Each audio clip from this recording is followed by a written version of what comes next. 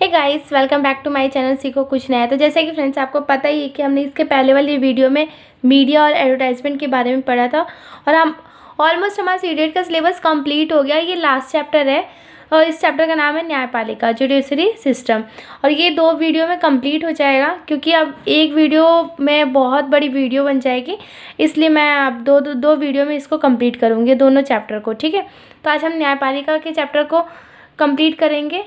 तो जैसे कि मैं पहले एक बार मैं इंट्रो दे देती हूँ कि जैसे कि आपको पता है कि सरकार के कितने अंग हैं, 3 अंग हैं, कार्यपालिका, विधायिका, न्यायपालिका।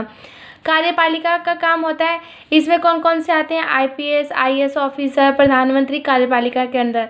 विधायिका के अंदर कौन से आते हैं, जनता के द्वारा चुने जाते हैं। और न्यायपालिका क्या है, इन दोनों के विवादों का निपटारा। यानी फॉर एग्जांपल इन्होंने कोई सजेशन लिया, उस सजेशन का उन्होंने कोई कानून बनाया, तो उन कानूनों को कहीं बाई चांस उन कानूनों में कोई खेद या कुछ भी है तो उन सब की मतलब कि विवादों का निपटारा कौन करता है, न्यायपालिका। इन दोनों की देखरेख कौन करती है, न्यायपालिका करती है। ठीक है, और इंडिया में क्या है, रूल ऑफ इंडिया में क्या है, पहले कानून का शासन होता है, उसके बाद न्यायपालिका। तो यहाँ पे क्या है, रूल के अकॉर्डिंग चले जाते हैं।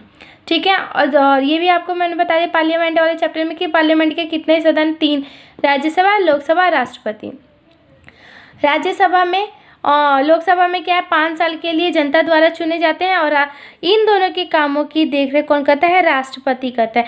अगर इन दोनों ने कोई बिल पास कर दिया है, जब तक राष्ट्रपति सिग्नेचर नहीं करेंगे तब तक इन दोनों का बिल क्या होगा, पास नहीं होगा। तो इन तीनों का रोल बैलेंस करके रखा गया है, बैलेंस बना के कि राज्यसभा बिल पास करती है तो लोकसभा के पास जाएगा, लोकसभा बिल पास करती है तो राष्ट्रपति जब तक साइन नहीं करेंगे तब तक उस बिल का मान्य नहीं होगा। तो चलिए फिर हम स्टार्ट करते हैं। और एक और बात कि यहाँ पे संविधान की व्याख्या का अधिकार मुख्य रूप से न्यायपालिका के पास ही होता है। ठीक है, मेरे संविधान से रिलेटेड कोई भी न्याय या कुछ भी हो उसकी देखरेख कौन करता है, न्यायपालिका ही करती है। उसमें अगर कोई किसी, जैसे कि फॉर एग्जांपल कोई किसी के मौलिक अधिकारों, किसी नागरिक के मौलिक अधिकारों का कोई हनन कर रहा है तो वो अपने मौलिक अधिकारों के मतलब कि न्याय के लिए न्यायपालिका या सर्वोच्च न्यायालय जा सकता है।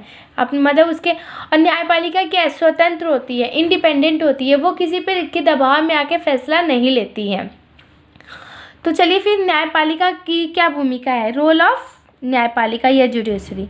तो इसमें क्या होता है कि न्यायपालिका क्या करती है, वह राज्यों के बीच मतलब 2 राज्यों के बीच कोई भी विवाद हो रहा हो, जैसे कि एक एग्जांपल देती हूँ। तमिलनाडु और कर्नाटक में क्या होता है, पानी को लेकर मतलब लड़ाई झगड़े होते रहते हैं, तो उन सब के विवादों का निपटारा कौन करते हैं, न्यायपालिका ही करेगी। ठीक है, तो विवादों का न्यायपालिका न्यायिक व्यवस्था नागरिक व सरकार, 2 राज्य और सरकारों और केंद्र व राज्य सरकारों के बीच पैदा होने वाले विवादों को हल करने की क्रियाविधि मुहैया कराती है। ठीक है, न्यायिक समीक्षा, संसद द्वारा पारित किया गया कोई कानून संविधान के आधारभूत ढांचे का उल्लंघन करता है, यानी संसद द्वारा यानी पार्लियामेंट के द्वारा किसी भी कॉन्स्टिट्यूशन के बेसिक स्ट्रक्चर को कोई भी उल्लंघन करता है तो उसको रद्द करने का काम न्यायपालिका पे है। कानून को रद्द कर सकती है कौन, न्यायिक समीक्षा, यानी न्यायपालिका कानून को क्या कर सकती है, रद्द कर सकती है। इसे ही क्या कहते हैं, न्यायिक समीक्षा कहते हैं। नेक्स्ट आते हैं कानून की रक्षा और मौलिक अधिकारों का क्रियान्वयन, यानी कोई किसी भी नागरिक के मौलिक अधिकारों का कोई भी हनन करता है तो वो उस मौलिक अधिकारों के विरोध में वो क्या कर सकता है, आवाज़ उठा सकता है। वो उच्च न्यायालय या सर्वोच्च न्यायालय जा सकता है अपने अधिकारों के लिए। वो मतलब यहाँ पे रिपोर्ट लिखवा सकता है या फिर अपनी आवाज़ उठा सकता है सर्वोच्च न्यायालय और उच्च न्यायालय के अंदर। नेक्स्ट आते हैं, जैसे कि यहाँ पे आपको दिया हुआ है कि ये क्या है, सर्वोच्च न्यायालय है और यह भारत का सर्वोच्च न्यायालय है। इसकी स्थापना 26 जनवरी 1950 को की गई थी और उसी दिन हमारा देश गणतंत्र बना था। और अपने पूर्ववर्ती फेडरल कोर्ट ऑफ इंडिया जो 1937 से 1949 की भांति यह न्यायालय भी पहले संसद भवन के भीतर चैम्बर ऑफ प्रिंसेस में हुआ करता था और 1958 में इस इमारत में स्थानांतरित किया गया है। तो पहले ये क्या होता था, चैम्बर ऑफ प्रिंसेस में था और अब क्या है, ये सर्वोच्च न्यायालय बन गया, भारत का सर्वोच्च न्यायालय बन गया। नेक्स्ट आते हैं नेक्स्ट जैसे कि मैं यहाँ बताती हूँ कि उच्च न्यायालयों की स्थापना सबसे पहले 1862 में कलकत्ता, मुंबई और मद्रास में की गई और ये 3 प्रेसिडेंसी शहर थे और दिल्ली उच्च न्यायालय का गठन 1966 में हुआ और आज देश भर में 24 उच्च न्यायालय हैं। आपके दिमाग में आ रहा होगा कि हमारे तो 29 राज्य हैं और यहाँ पे तो 24 न्यायालय हैं, 29 राज्य, तो 29 हर राज्य में एक न्यायालय होना चाहिए, लेकिन ऐसा नहीं है। ऐसा इसलिए नहीं है, जैसे कि यहाँ पे क्या हुआ है कि मर्ज किया हुआ है, कुछ देशों को मर्ज किया हुआ है। जैसे कि यहाँ पे दिया हुआ है कि पंजाब और हरियाणा के लिए एक न्यायालय बनाया हुआ है, ठीक है। ऐसी वो उस न्यायालय का नाम क्या है, न्यायालय चंडीगढ़। दूसरी तरफ देखा जाए तो पूर्वोत्तर राज्य असम, नागालैंड, मिजोरम और अरुणाचल प्रदेश और गुवाहाटी में इसमें भी एक उच्च न्यायालय बनाया गया है। आंध्र प्रदेश और तेलंगाना में भी एक उच्च न्यायालय कहाँ बनाया गया, हैदराबाद में। तो कुछ राज्यों को मिला के और उच्च न्यायालय बनाया गया है, मर्ज किया गया है। इसलिए अब में भी इन फ्यूचर वो क्या हो 29 राज्य है, तो कुछ उच्च न्यायालय इंक्रीज हो सकते हैं, 24 से 25 भी हो सकता है, 25 से 26 भी हो सकता है, ठीक है। नेक्स्ट आते हैं अधीनस्थ न्यायालयों अदालतों को कई अलग अलग नामों से संबोधित किया जाता है। उन्हें ट्रायल कोर्ट या जिला न्यायालय या अतिरिक्त सत्र न्यायाधीश, प्रधान न्यायिक मजिस्ट्रेट, मेट्रोपोलिटन मजिस्ट्रेट, सिविल जज या न्यायालय भी कहा जा सकता है, ठीक है। तो कहने का मतलब कि सबसे पहले राज्यसभा, तो मैंने इसमें बताया था कि सबसे पहले क्या है, राज्यसभा, पहले राज्यसभा आती है, लोकसभा आती है पहले, फिर बिल पास करती है, तो राष्ट्रपति जब तक मंजूरी नहीं देता तब तक बिल पास नहीं होता। लेकिन कई बार ऐसा होता है कि जो कानून बना है वो संविधान के खिलाफ, यानी बेसिक स्ट्रक्चर, यानी यहाँ पे दिया हुआ है कि बेसिक स्ट्रक्चर यानी अधीनस्थ बेसिक स्ट्रक्चर का कोई भी उल्लंघन करता है तो उसके खिलाफ हमारा जो देश है वो क्या है, धर्मनिरपेक्ष है, ठीक है। तो उसको कौन रद्द कर सकती है, न्यायपालिका रद्द कर सकती है, ठीक है। नेक्स्ट आते हैं हम सुप्रीम कोर्ट, यानी कहने का मतलब कि यहाँ पे जैसे कि मैं करवा देती हूँ, स्वतंत्र न्यायपालिका की क्या है, स्वतंत्र न्यायपालिका, तो ये सुप्रीम कोर्ट,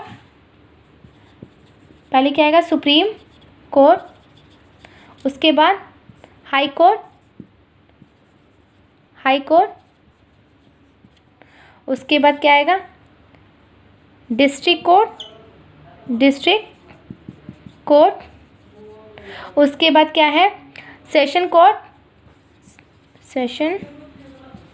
कोर्ट, और उसके बाद क्या है, मजिस्ट्रेट कोर्ट, ठीक है। और इसमें क्या आएगा, सिटी सिविल कोर्ट,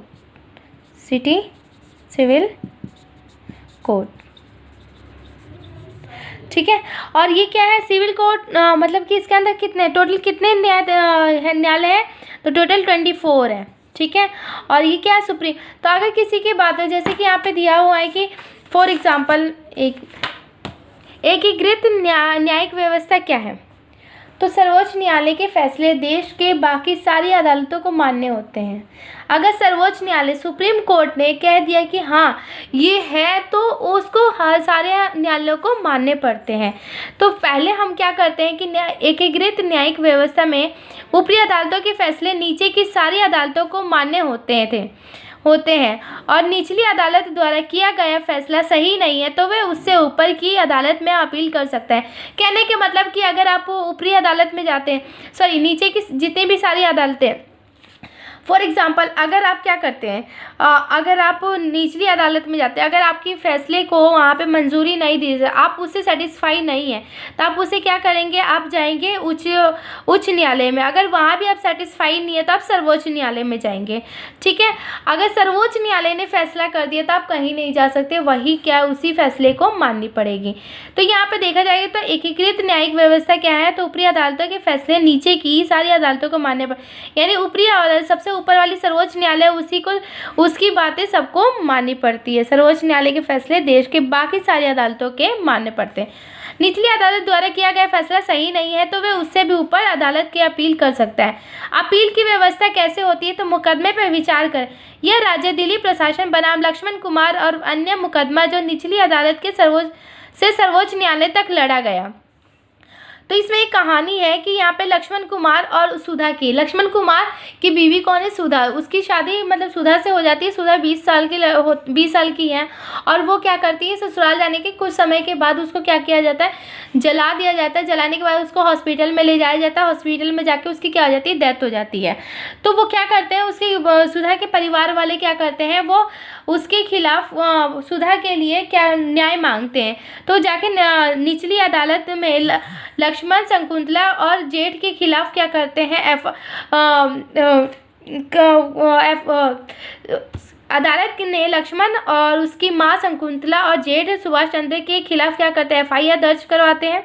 और निचली अदालत उनको क्या सज़ा सुनाती है, उन तीनों को दोषी करार दिया और तीनों की मौत की सज़ा सुनाई। मतलब इन तीनों को, ये निचली अदालत में गए और इन्होंने क्या किया कि निचली अदालत ने इनको कौन सी सज़ा सुनाई, मौत की सज़ा सुनाई। फिर वो उस फैसले से सेटिस्फाई नहीं थे तो वो क्या किया, उच्च न्यायालय में गए। 1983 के नवंबर महीने में 3 आरोपियों ने इस फैसले के खिलाफ उच्च न्यायालय में अपील दायर कर दी। ठीक है, उसके बाद अदालत ने लक्ष्मण, शकुंतला और सुभाष चंद्र तीनों को बरी कर दिया। तो ये क्या है, ट्रायल है, ट्रायल कोर्ट है इसे कहते हैं। उसके बाद क्या है, अब उससे भी वो क्या है, ये मतलब कि वो था कि दहेज के हत्याओं के खिलाफ आवाज़ उठा रहे थे। मतलब दहेज के लिए वो उन्होंने, उनके घर वालों ने क्या किया था कि उसको जला दिया था। तो फिर उन्होंने आवाज़ उठाई दहेज के खिलाफ की। तो वो क्या गए कि 1985 में सर्वोच्च न्यायालय ने लक्ष्मण और 1985 में वो क्या किए कि सर्वोच्च न्यायालय गए और वहाँ पे अपनी अपील दायर करी। और वहाँ के सर्वोच्च न्यायालय ने ये फैसला सुनाया कि लक्ष्मण और उसकी माँ को बरी तो कर दिया, लेकिन सर्वोच्च न्यायालय ने दोनों आरोपियों को उम्र कैद की सज़ा सुनाई। ठीक है, तो सर्वोच्च न्यायालय और हाई कोर्ट की फैसला जो गलत था, लेकिन ट्रायल कोर्ट का फैसला सही था। तो ऐसी होता है प्रोसेस, पहले निचली अदालत में जाते हैं, फिर उच्च न्यायालय में जाते हैं, निचली अदालत में, फिर ऊपरी अदालत में जाते हैं, फिर उच्च न्यायालय में जाते हैं, फिर सर्वोच्च न्यायालय में जाते हैं। तो एक प्रोसेस से गुजरना पड़ता है। उसके बाद जब सर्वोच्च न्यायालय अगर जो फैसला कर देती है, उसी को नागरिक को मानना पड़ता है। नेक्स्ट आते हैं हम फौजदारी और दीवानी अदालत। फौजदारी और दीवानी क्या होती हैं, जैसे कि यहाँ पे एक बार इसको, जैसे यहाँ पे क्या है, स्टेट लेवल पे विधि व्यवस्था की विभिन्न शाखाएं कौन सी है, तो FIR दर्ज और दीवानी। FI दर्ज यानी ये क्या है, फौजदारी कानून, और ये क्या है, दीवानी कानून। दीवानी कानून क्या होता है, तो इसमें फौजदारी में क्या होगा कि जैसे कि FIR को जैसे FIR को फर्स्ट इंफॉर्मेशन रिपोर्ट, इसका फुल फॉर्म क्या है, फर्स्ट इंफॉर्मेशन रिपोर्ट कहते हैं। और एक बार मैं इसके बारे में एक बार बता देती हूँ मैं। ठीक है, पहले क्या करेंगे, ये स्टेट, सुधा के केस में क्या हुआ था, स्टेट यानी दिल्ली एडमिनिस्ट्रेशन, दिल्ली एडमिनिस्ट्रेशन।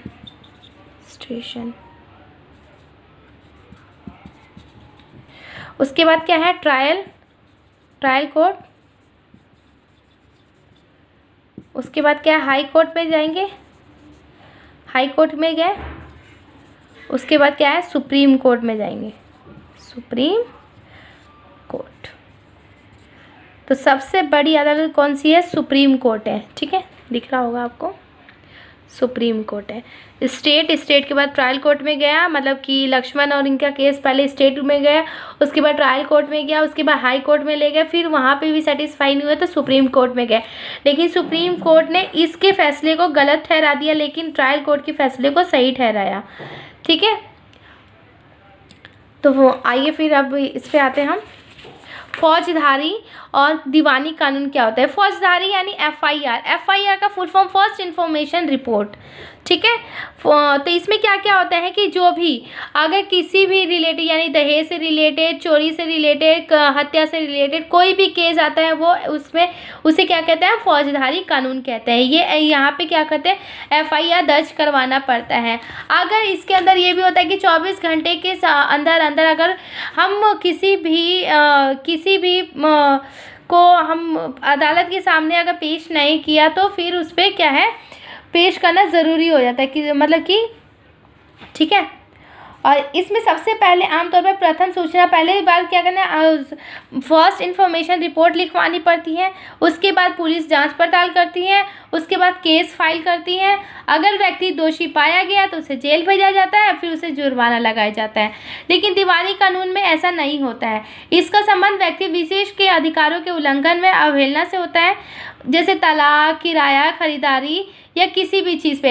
यानी फॉर एग्जांपल तलाक से रिलेटेड अगर तलाक हो रहा है तो क्या उस पर फैसला मतलब कि उनके बातों को सुना जाता है, इसमें कोई गिरफ्तारी या कोई जुर्माना नहीं लगाया जाता है, इसमें सॉल्यूशन निकाला जाता है। ठीक है, कि दोनों पक्ष की बात रखी जाती है। अगर दोनों पक्ष में से जिसका सही होता है उसके मतलब उसके खिलाफ क्या, जैसे कि तलाक है तो दोनों के पक्ष की बात रखा जाएगा। दोनों में से अगर दोनों की तो सॉल्यूशन निकालेगी। ठीक है, कोर्ट क्या करेगी, सॉल्यूशन निकालेगी। प्रभावित पक्ष की ओर से न्यायालय में यह एक याचिका दायर की जाती है। अगर मामला किराए से संबंधित या मकान मालिक किराएदार मुकदमा दायर कर सकता है। अगर कोई किराएदार किराया नहीं दे रहा है या मकान खाली नहीं कर रहा है तो उसके लिए मकान मालिक क्या कर सकती है, मुकदमा दायर कर सकती है। अदालत राहत की व्यवस्था करती है। उदाहरण के लिए अगर मकान मालिक किराएदार के बीच विवाद है तो अदालत यह आदेश दे सकती है कि किराएदार मकान को खाली करे और बकाया किराया चुकाए। ठीक है, तो अदालत उसके फैसले उसके बाद उसका फैसला सुनाती है। एक और एग्जांपल है, जैसे कि हम क्या करते हैं, कोई मतलब बाई चांस लाइसेंस वगैरह नहीं बनाते तो क्या करते हैं, उसमें जुर्माना भरा जाता है। लेकिन इसमें ऐसा नहीं है, इसमें सॉल्यूशन निकाला जाता है कि सॉल्यूशन क्या निकाला जाए। इसमें कोई जुर्माना वगैरह नहीं भरा जाएगा, ना इसमें कोई गिरफ्तारी होती है। तो फौजदारी और दीवानी कानून में यही है कि फौजदारी में क्या होता है, जुर्माना भरा जाता है, गिरफ्तारी होती है, पुलिस आती है, वो केस दर्ज करती है, जाँच पड़ताल करती है। लेकिन दीवानी कानून में क्या होता है, इसमें सॉल्यूशन निकाला जाता है दोनों पक्ष में से, जिसका सही होता है उसी के पक्ष में बोला भी जाता है। क्या हर व्यक्ति अदालत की शरण में जा सकता है? बिल्कुल जा सकता है, हर व्यक्ति अदालत की शरण में जा सकता है। भारत के सभी नागरिक देश के न्यायालय की शरण में जा सकते हैं। इसका अर्थ यह है कि प्रत्येक नागरिक को अदालत के माध्यम से न्याय मांगने का अधिकार है। न्यायालय हमारे मौलिक अधिकारों की रक्षा में बहुत महत्वपूर्ण भूमिका निभाती है। यानी हर व्यक्ति के, किसी भी व्यक्ति के मौलिक अधिकारों का हनन हो रहा है तो वो न्यायालय में जाके अपनी बात को कह सकता है, उसकी बातों को क्योंकि हर किसी को मौलिक अधिकार मिला हुआ है, सबको अपने तरीके से जीने का अधिकार दिया हुआ है। ठीक है, ये हमें बचपन से ही मिला होता है।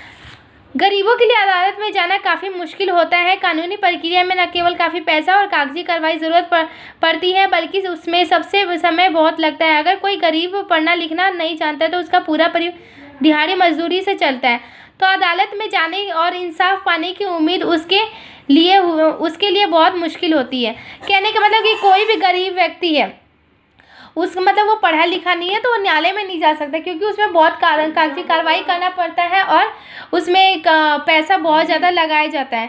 तो इसलिए वो क्या करता है कि उसके लिए क्या एक जनहित याचिका दायर की जाती है। जो ये याचिका ये होती है कि इसमें कोई और पर्सन किसी और पर्सन के बिहाफ से सुप्रीम कोर्ट या हाई कोर्ट जा सकता है। ठीक है, जनहित याचिका का मतलब क्या होता है कि कोई भी पर्सन किसी और पर्सन के बिहाफ पे सुप्रीम कोर्ट में जा सकता है।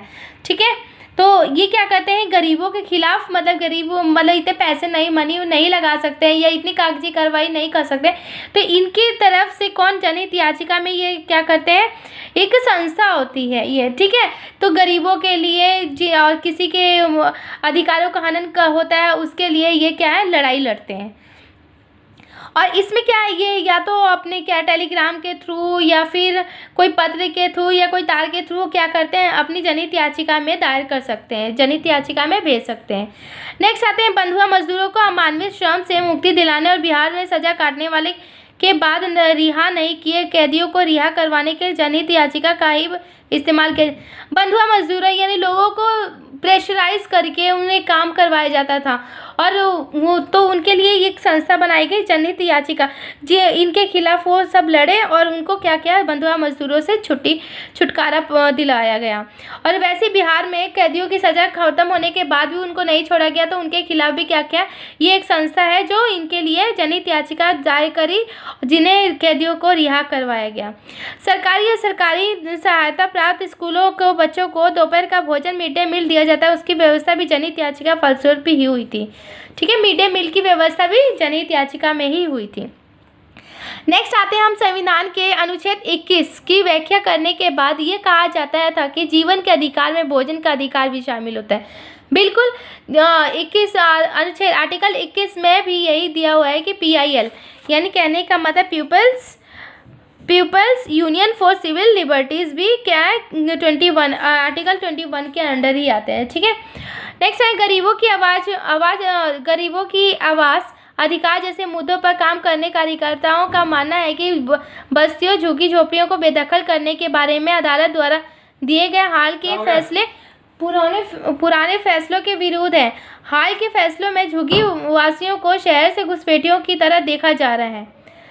तो आपको जैसे मुंबई के बारे में बताया जा रहा है।